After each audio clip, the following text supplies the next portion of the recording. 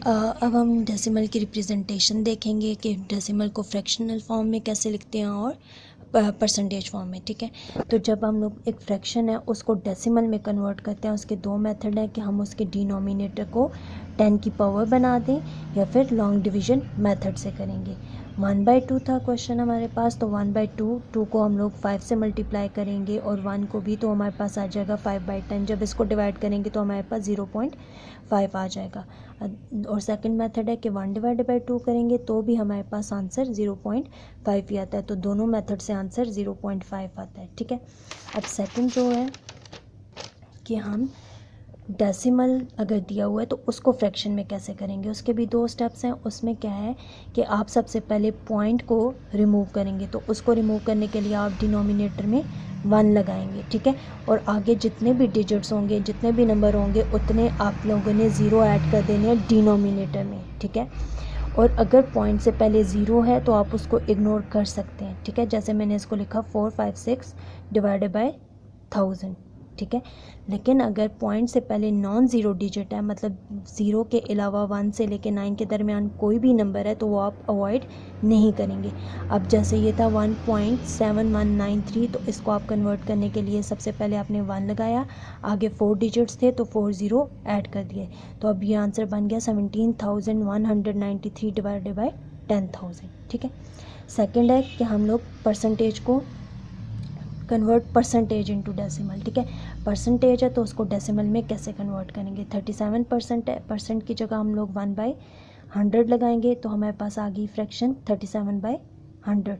तो आपको पता है कि ये पॉइंट फ़िलहाल इधर है, तो 2 डिजिट्स पीछे जाना है, तो ये 1 2, तो आंसर आ जाएगा 0.37। 189 है, वो भी सेम, परसेंट की जगह 1/100 लगा के डिवाइड करेंगे तो वो 1.89 आ जाएगा। अब इसके ऑपोजिट मेथड है कि डेसिमल अगर दिया तो उसको परसेंटेज में कैसे करना है। ठीक है, तो पहले आप उसको फ्रैक्शन में चेंज करेंगे। पहले किस में चेंज करेंगे, फ्रैक्शन में।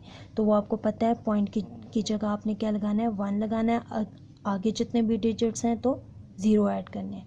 अब परसेंटेज के लिए क्या करेंगे, आप मल्टीप्लाई कर देंगे 100 के साथ, मल्टीप्लाई कर देंगे 100% के साथ।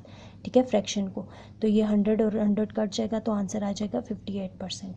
अब 9.35 था, तो उसके लिए भी पहले आपने फ्रैक्शन में चेंज किया, फिर 100% से मल्टीप्लाई किया, तो आपके पास आ गया 935%। ओके, अब डेसिमल नंबर्स में हमारे पास आ जाता है कि टर्मिनेटिंग डेसिमल नंबर्स भी होते हैं और नॉन टर्मिनेटिंग भी।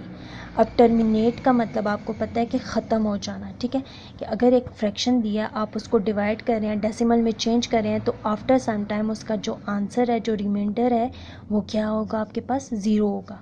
ठीक है, टर्मिनेटिंग में आपके पास रिमाइंडर क्या आएगा, 0 आएगा डिवीजन में, लेकिन नॉन टर्मिनेटिंग में आपके पास रिमाइंडर 0 नहीं आता। अब 1/2 था, आप डिवाइड करें तो वो 0.5 के बाद इसकी डिवीजन ख़त्म हो जाती है, रिमाइंडर 0 आ जाता है। 1/8 है तो 0.125 के बाद रिमाइंडर 0 आ जाता है, लेकिन नॉन टर्मिनेटिंग में 0 नहीं आता। अब नॉन टर्मिनेटिंग में दो कॉन्सेप्ट्स और हैं, रिकरिंग और नॉन रिकरिंग। ठीक है, रिकरिंग और नॉन रिकरिंग।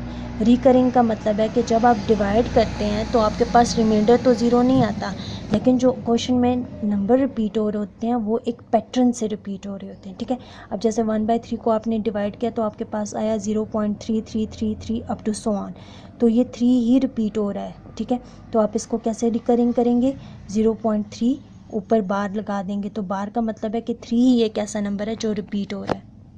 सेकेंड एग्जाम्पल है कि आप 1/11 को डिवाइड करेंगे तो आपके पास आंसर आता है 0.090909। ठीक है, अब 0909 दो नंबर भी रिपीट हो सकते हैं, 3 भी, 4 भी। ठीक है, पैटर्न के साथ। तो आप क्या करेंगे, 0.09 दो नंबर रिपीट हो रहे हैं तो दो नंबर लिख के 0.09 लिखा और उसके ऊपर बार डाल दी।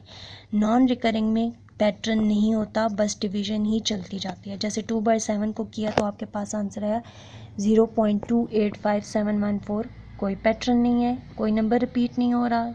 5/23 है तो उसका भी सेम। तो ये आपके पास रिकरिंग और नॉन रिकरिंग का है। ठीक है, अब अगर आपको क्वेश्चन दिया हुआ है और आपसे पूछ रहे हैं कि आपने उसमें बताना है कि क्या ये टर्मिनेटिंग डेसिमल है या नहीं, तो उसके लिए एक शॉर्ट रूल क्या है कि आप उसके डिनोमिनेटर का क्या करेंगे, प्राइम फैक्टराइजेशन करेंगे।